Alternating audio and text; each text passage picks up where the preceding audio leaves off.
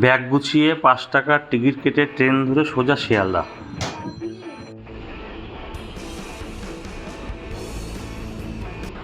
বিধাননগর থেকে শিয়ালদা স্টেশনে ঢুকতে প্রায় ২৫ মিনিট সময় লাগবে।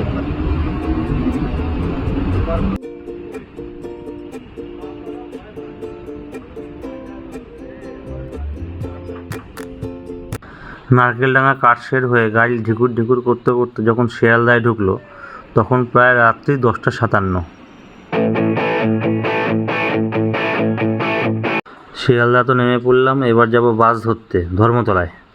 ধর্মতলা যাওয়ার জন্য ৩ নম্বর প্ল্যাটফর্মের মাথা দিয়ে বেরিয়ে পড়লাম। আর বাইরে থেকে শিয়ালদা প্ল্যাটফর্মটাকে দেখতে বেশ ঝলমলেই লাগে।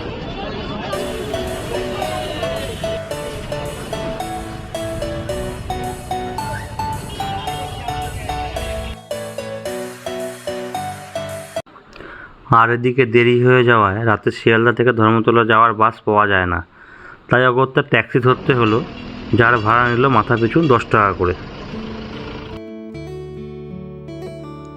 ধর্মতলায় আসতে বেশ কিছুটা দেরি হয়ে যাওয়ায় বাসের পরিমাণ কম ছিল।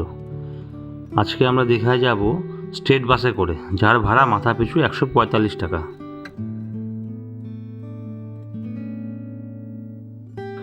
বাস ছাড়ার সময় রাত ১১টা ৪৫ হলেও বাস ছাড়লো রাত ১২টা ২০-তে।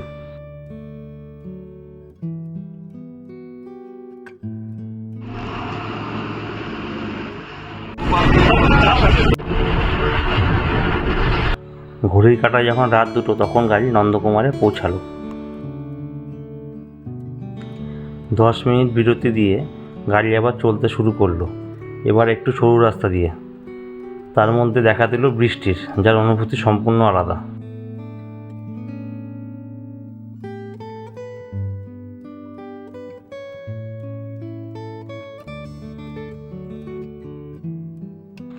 রাত ৩টের সময় বিশ্ব বাংলা গেটের দেখা পেয়ে গেলাম। সত্যি কথা বলতে এত তাড়াতাড়ি দীঘা পৌঁছে যাব এটা কখনোই ভাবতে পারিনি। আমি বাস থেকে নেমে গেলেও আমার সঙ্গীরা কেউ বাস থেকে নামেনি, কারণ এদের ঘুমের নেশা এতটাই ছিল যে তারা কিছুটা সামনে এগিয়ে গিয়ে তবে বাস থেকে নামলো।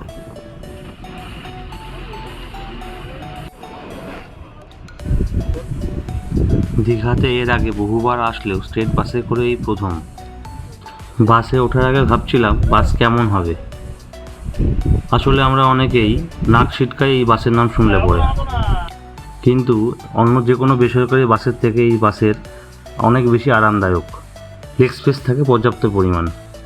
এবার চলে আসি খরচের কথায়। ট্রেন ৫ টাকা, ট্যাক্সি ১০ টাকা আর বাস ১৪৫ টাকা, মোট ১৬০ টাকা দীঘা পৌঁছানোর খরচ।